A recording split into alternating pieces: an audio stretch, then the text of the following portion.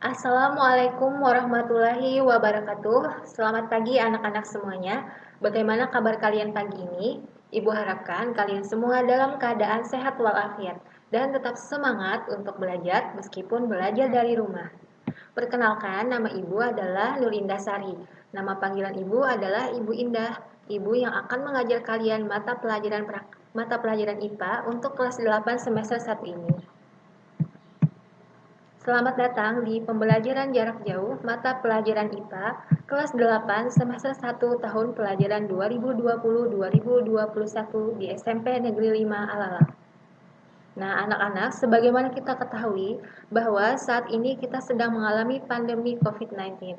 Oleh karena itu, Ibu kembali mengingatkan agar kita bersama-sama tetap menjaga protokol kesehatan dalam upaya pencegahan COVID-19, yaitu yang pertama, usahakan tetap berada di dalam rumah, yang kedua, gunakan masker, yang ketiga, jaga jarak, yang keempat, hindari kontak fisik, dan yang kelima, sering-seringlah mencuci tangan dengan sabun selama minimal 20 detik. Nah, kita harapkan bersama-sama semoga pandemi ini bisa segera berakhir dan kita bisa kembali belajar dengan normal di sekolah.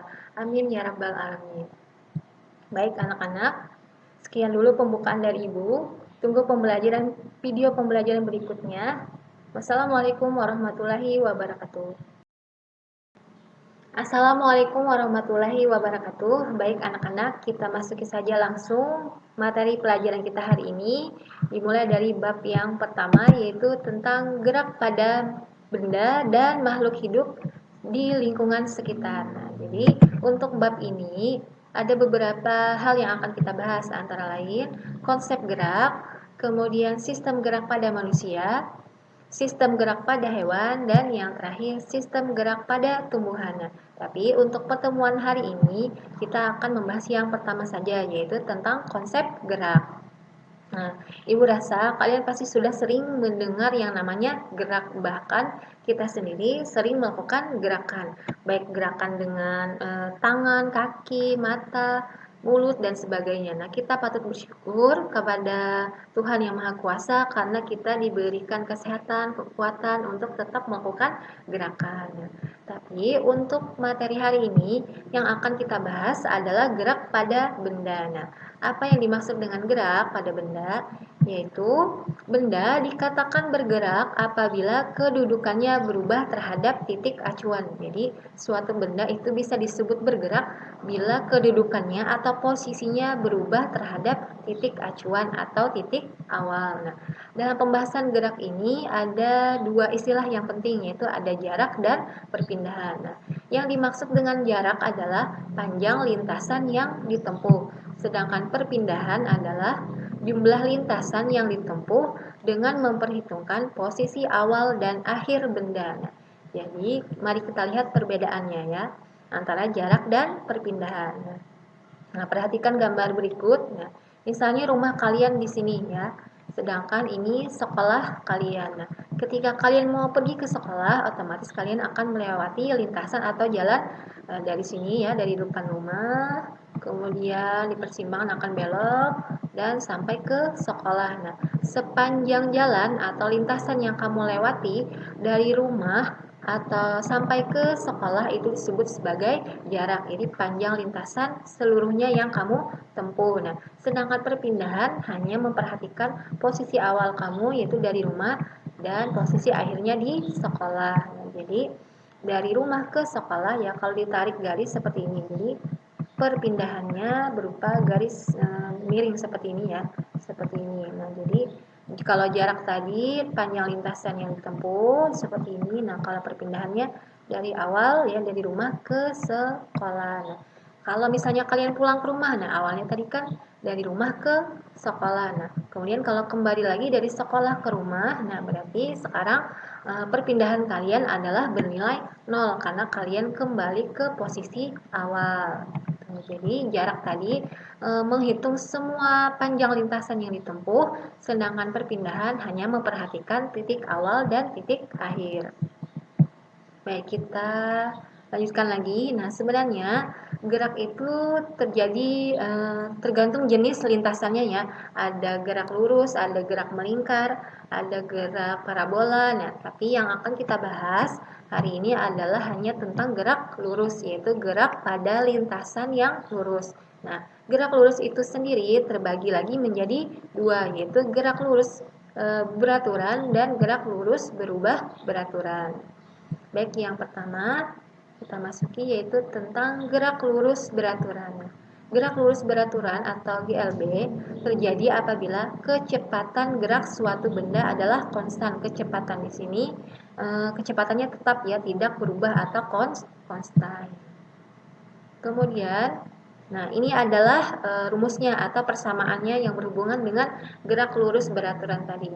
Jadi ada rumus kecepatan dan ada rumus kelajuan. Nah, kedua hal ini, kecepatan dan kelajuan, mungkin dalam kehidupan sehari-hari kita anggap sebagai dua hal yang sama ya, tapi sebenarnya dalam fisika ini berbeda. Nah, bedanya adalah di perhitungannya, yaitu kalau kecepatan itu memperhitungkan perpindahan dibagi waktu, sedangkan kelajuan itu memperhitungkan jarak dibagi waktu.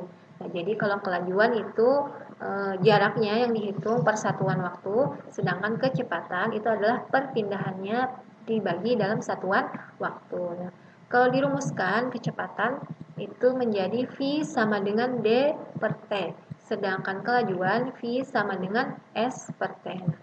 Nah, kita lihat keterangannya. Nah, yang dimaksud dengan S di sini adalah panjang lintasan jarak dalam satuan meter ya. Jadi kalau pada kelajuan, S-nya ini adalah panjang lintasan yang ditempuh atau jaraknya tadi dalam satuan meter. Nah, sedangkan T itu adalah time atau waktu tempuh dalam satuan second. Sedangkan V adalah kecepatan dan kelajuan dalam satuan per second. Nah, jadi kecepatan dan kelajuan itu lambangnya sama, yaitu V. V dan satuannya juga sama, yaitu meter per second. Namun yang membedakan tadi adalah kalau kelajuan yang dihitung adalah jarak, sedangkan kecepatan yang dihitung adalah perpindahan. Kemudian D-nya, nah D itu melambangkan perpindahan. Nah, satuannya juga dalam satuan meter. Baik, kita lanjutkan lagi. Yang kedua yaitu gerak lurus berubah beraturan atau GLBB. Nah, GLBB terjadi apabila suatu benda bergerak dengan percepatan konstan. Nah, kalau GLB tadi kecepatannya yang konstan atau tetap, sedangkan GLBB percepatannya yang konstan. Nah, maksudnya seperti ini ya. Nah, jadi kan dalam kehidupan sehari-hari kita kan bisa naik kendaraan nih, bisa naik motor, naik mobil atau naik sepeda. Nah, tidak mungkin dalam satu waktu itu kan kita kecepatannya selalu tetap atau sama. Nah, pasti kan bisa dipercepat dan juga bisa diperlambat. Nah, contohnya pada gambar berikut ya.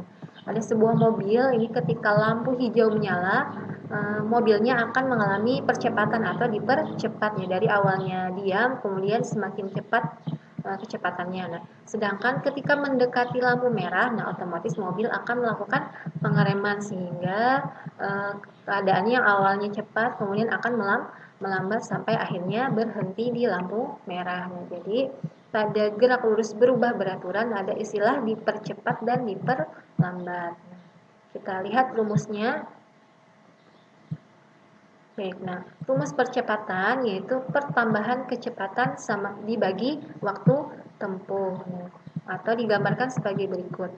A sama dengan Vt dikurang V0 dibagi delta T. Nah, lihat keterangannya. A di situ adalah percepatan gerak benda. Jadi A ini melambangkan percepatan.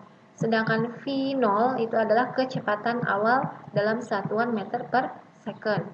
Vt itu adalah kecepatan akhir dalam satuan meter per second juga. Sedangkan delta T adalah waktu tempuh atau perubahan waktu dalam satuan second. Nah, satuan percepatan ini ya, jadi awalnya kan satuan kecepatan itu adalah meter per second. Nah, kemudian dibagi lagi dengan satuan waktu sehingga didapatkan satuan percepatan yaitu meter per second kuadrat atau meter second pangkat min 2. Nah, sebaliknya tadi ya, ada percepatan, ada juga yang namanya perlambatan. Nah, kalau percepatan itu pertambahan kecepatan, nah kalau perlambatan berarti pengurangan kecepatan dibagi waktu tempuh. Baik, kita lanjutkan lagi. Nah, kita masuki saja langsung ke contoh soal. Nah, perhatikan contoh berikut. Roket SpaceX bergerak dengan kecepatan konstan 250 meter per second selama 5 second. Roket melakukan percepatan sebesar 50 meter per second kuadrat. Nah, berapakah kecepatan roket sekarang? Nah, baik. Untuk menyelesaikan soal tersebut, nah, kita harus menulis dulu apa yang diketahui dari soal.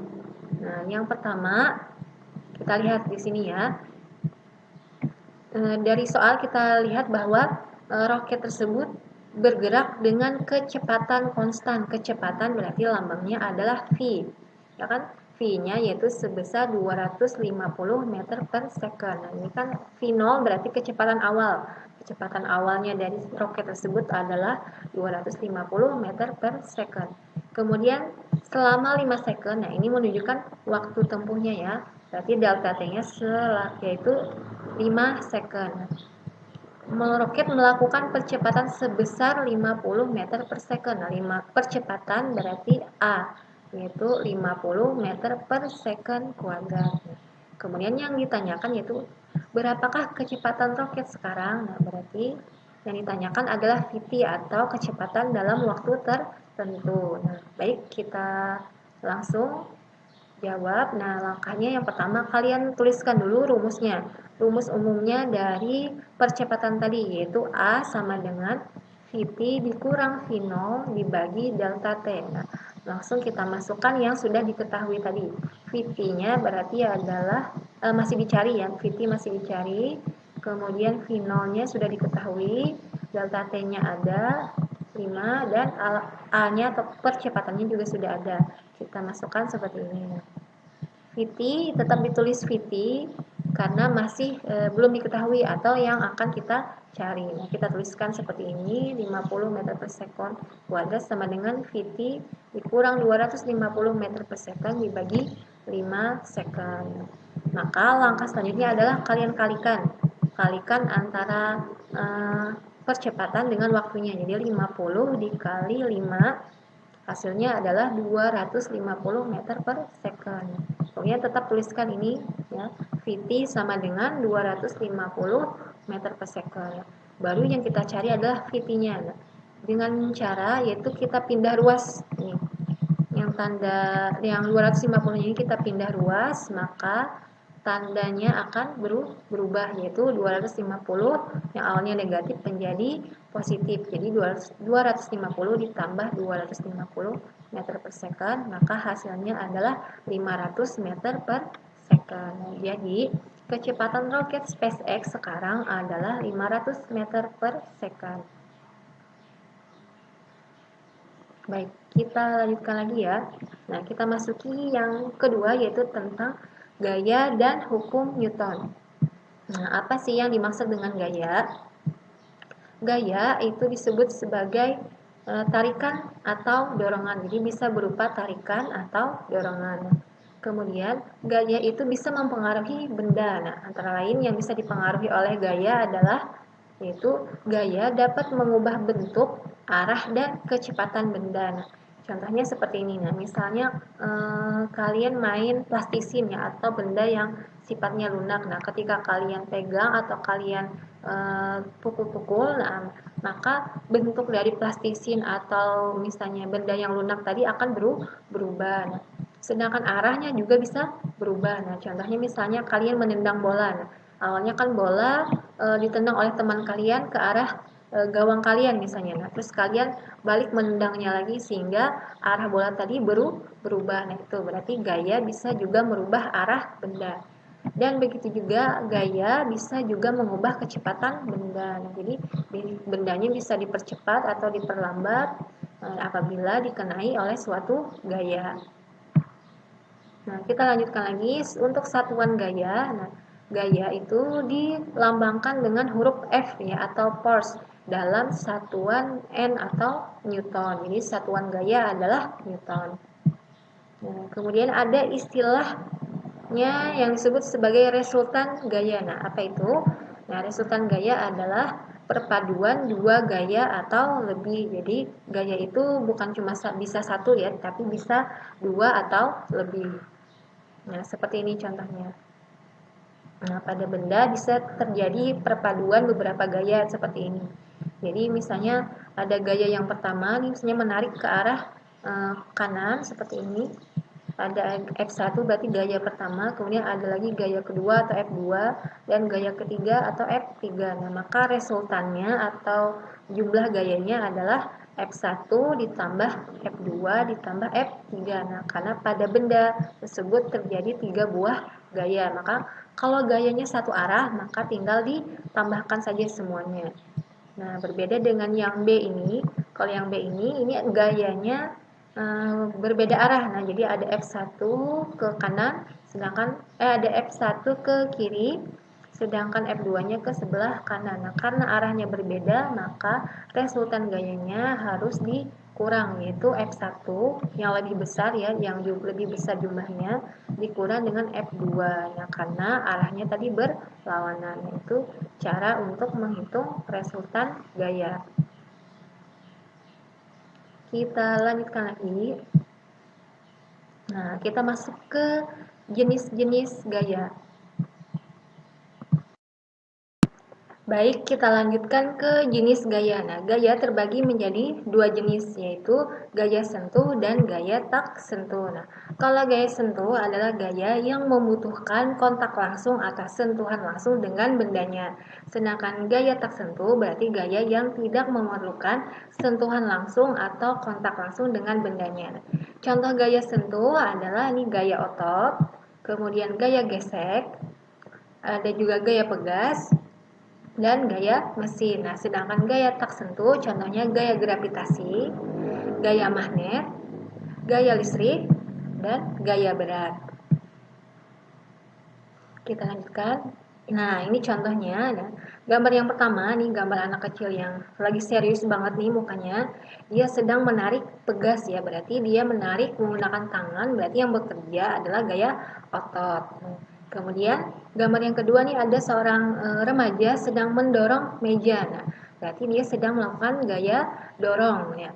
Sebaliknya, pada saat yang bersamaan ya, terjadi juga yang namanya gaya gesek, yaitu gaya gesekan antara kaki meja dengan lantai. Nah, dan gaya gesek ini arahnya adalah kebalikan dari gaya dorongnya. Jadi kalau gaya dorongnya ke sebelah kanan, berarti gaya geseknya ke arah kiri. Kita lanjutkan lagi. Nah, tentang gaya gesek dan gaya berat. Nah, ini ya tadi rumus umum gaya gesek adalah sigma F. Ini adalah resultan gaya ya, maksudnya sigma. Ini sigma namanya. Sigma F sama dengan M dikali A, atau F sama dengan atau F dikurang FK. FK itu adalah gaya gesek. Nah, seperti gambar yang sebelumnya tadi, bahwa ketika kita memberikan suatu gaya pada suatu benda, pada saat yang bersamaan bisa juga terjadi gaya gesek yang arahnya kebalikan dari gaya yang diberikan. Nah, makanya diberi tanda minus atau tanda kurang di sini. Jadi gaya yang diberikan dikurangi dengan gaya gesek sama dengan M. M itu adalah massa dikali A. A adalah percepatan benda, satuannya meter per second kuadrat. Sementara itu ada juga gaya yang disebut sebagai gaya berat, yaitu yang dirumuskan sebagai W sama dengan M dikali G. W itu adalah berat benda, sedangkan M massa benda dalam satuan kilogram, dan G adalah percepatan gravitasi bumi sebesar sekitar 9,8 meter per second kuadrat. Nah, biasanya ini dibulatkan menjadi 10 meter per second kuadrat. Jadi, gaya berat ini dipengaruhi oleh gaya gravitasi. Nah, contohnya seperti ini. Misalnya kan kalian pernah mungkin melihat gambar seorang astronot yang berada di luar angkasa. Nah, ketika di luar angkasa, itu kan tidak ada gaya gravitasi sama sekali. Nah, makanya astronot tersebut bisa melayang-layang di udara. Nah, karena tidak ada gaya berat atau gaya gravitasi. Nah, berbeda kalau kita di bumi, kita dekat dengan pusat bumi yang merupakan pusat gravitasi. Nah, sehingga kita mempunyai gaya berat. Jadi gaya berat itu dipengaruhi oleh gaya gravitasi bumi. Kita lanjutkan. Nah, kita masuki pembahasan kita tentang hukum Newton. Hukum Newton itu ada 3, yaitu hukum Newton pertama, kedua, dan ketiga. Untuk hukum Newton yang pertama, menyatakan bahwa sebuah benda dikatakan lembab jika pada benda itu tidak ada gaya-gaya yang bekerja atau resultan gaya-gaya yang bekerja pada benda sama dengan nol, sehingga benda tersebut tetap dalam keadaan diam atau bergerak lurus beraturan. Nah, jadi dalam hukum Newton yang pertama ini, benda itu bisa dikatakan lembab. Lembab di sini maksudnya tetap ya, atau inersia nama lainnya. Nah, apabila gaya yang didapatkan itu bernilai sebagai nol, jadi benda tersebut tetap diam atau bergerak lurus beraturan. Contohnya seperti ini. Ini kan ada gambar seorang anak di dalam mobil. Nah, ketika kita berada di dalam mobil atau dalam bis, nah, misalnya pada kecepatan tertentu, tiba-tiba supirnya merem mendadak. Nah, otomatis kan tubuh kita akan terdorong ke depan. Nah, kenapa bisa terdorong ke depan? Nah, karena tubuh kita itu mempunyai upaya untuk mempertahankan gayanya agar tidak berubah atau diam. Nah, makanya dengan adanya hukum Newton pertama ini membuat menjadi inspirasi untuk membuat yang namanya seat belt atau sabuk pengaman seperti ini. Jadi untuk mempertahankan keadaan kita sebagai penumpang tetap diam walaupun mengalami pengereman mendadak. Nah, kita lanjutkan lagi hukum yang kedua, yaitu bunyinya adalah percepatan yang ditimbulkan oleh gaya yang bekerja pada suatu benda besarnya berbanding lurus dan searah dengan gaya itu dan berbanding terbalik dengan massa benda. Maksudnya adalah seperti ini.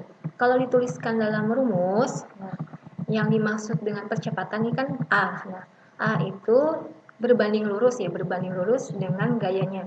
Sedangkan berbanding terbalik dengan massanya. Maksudnya adalah percepatan suatu benda semakin cepat apabila gayanya semakin besar. Jadi makin besar gaya, maka percepatannya juga akan semakin besar. Nah, kebalikannya, kalau massanya semakin besar berarti percepatannya semakin kecil. Nah, sedangkan apabila massanya semakin kecil berarti percepatannya semakin besar. Nih ya, bisa juga dituliskan seperti ini rumus tadi, sigma F ya. M dikali A ya. Nih, M dikali A juga bisa. Jadi sigma F-nya adalah resultan gaya dalam satuan Newton, M-nya adalah massa benda dalam satuan kilogram, A-nya adalah percepatan benda dalam satuan meter per second. Nah, perhatikan gambar berikut. Ini ada dua buah benda. Beratnya sama-sama, massanya sama-sama 2 kg. Nah, tapi pada benda ini bekerja gaya yang berbeda. Yang pertama, F-nya gayanya sebesar 100 Newton. Yang kedua ini gayanya sebesar 200 Newton. Nah, berarti di antara dua gaya ini yang menghasilkan percepatan terbesar otomatis adalah yang gayanya lebih besar, yaitu sebesar 200 Newton. Karena gaya tadi berbanding lurus dengan percepatan. Jadi makin besar gayanya yang diberikan, maka percepatan benda tersebut juga semakin besar. Baik, kita lanjutkan lagi. Hukum Newton yang ketiga, bunyinya adalah apabila benda pertama mengerjakan gaya pada benda kedua, maka benda kedua juga mengerjakan gaya pada benda pertama sama besar dan berlawanan arah dengan gaya pada benda pertama. Nah, kalau dituliskan dalam rumus, hukum Newton 3 dinyatakan dalam F aksi sama dengan F reaksi. F tadi maksudnya adalah gaya aksi suatu benda itu sama dengan gaya yang diberikan oleh reaksi dari aksi benda tersebut. Nah, seperti ini ya contohnya.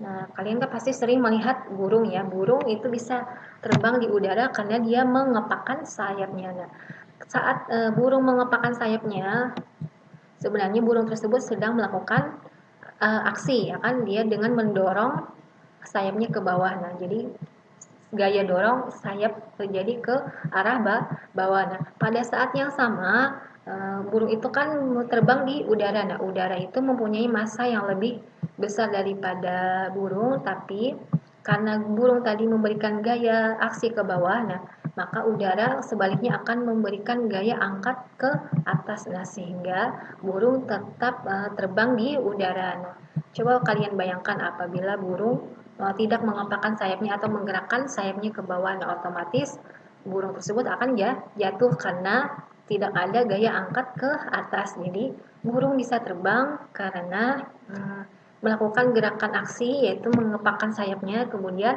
diberikan gaya reaksi oleh udara sehingga akan mengangkat tubuh burung dan burung tetap berada di udara. Nah, kita lanjutkan ke contoh soalnya ya.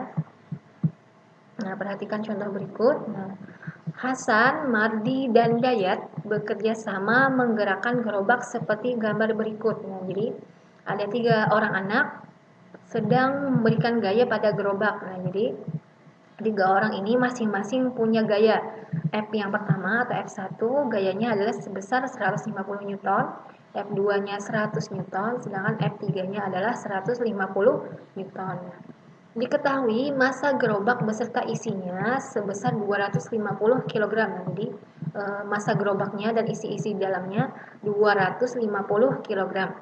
Kemudian, apabila gaya gesek yang dialami gerobak sebesar 200 Newton, tentukan A. Resultan gaya pada gerobak, B. Percepatan gerobak. Nah, ingat tadi ya, pada benda yang bersentuhan langsung dengan permukaan lantai atau tanah akan mengalami yang namanya gaya gesek. Nah, gaya geseknya arahnya kebalikan dari arah benda tersebut. Jadi kalau misalnya ini gerobaknya ditarik ke sebelah kanan, otomatis gaya geseknya akan ke sebelah kiri.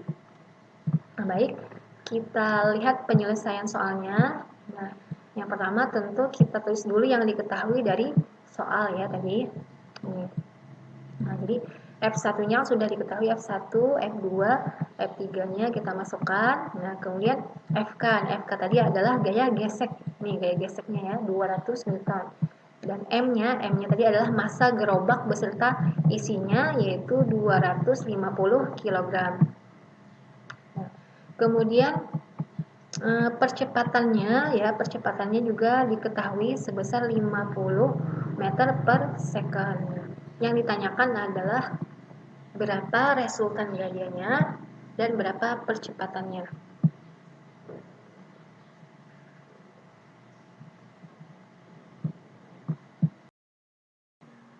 Nah, baik, kita lihat ke penyelesaian soalnya. Tadi kita pertama-tama kita masukkan lagi yang diketahui dari soal, ya kan?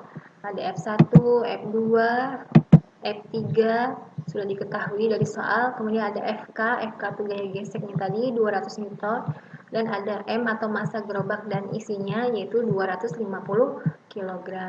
Kemudian yang ditanyakan adalah resultan gaya, berarti sigma F, dan percepatan gerobak yaitu A. Nah, maka langkah-langkahnya adalah yang pertama, tuliskan dulu rumus dari resultan gaya, yaitu F1 ditambah F2 ditambah F3. Nah, kenapa ditambah? Karena kan dari 3 orang anak tadi gayanya sama-sama atau searah ya, searah ke sebelah kanan. Nah, jadi makanya tinggal ditambahkan ya, F1, F2 ditambah F3.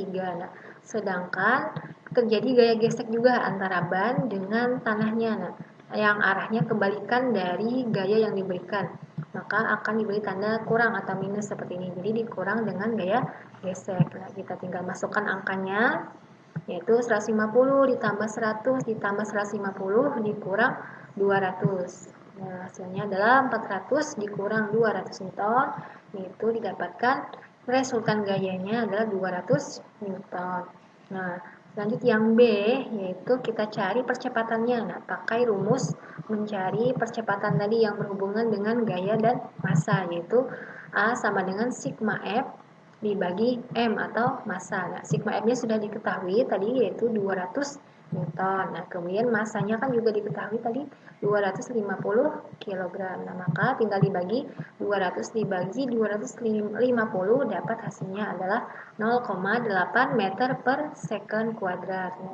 Jadi, resultan gaya pada gerobak sebesar 200 Newton dan percepatan gerobaknya 0,8 meter per second kuadrat. Nah, baik anak-anak, itu saja materi pembelajaran kita hari ini.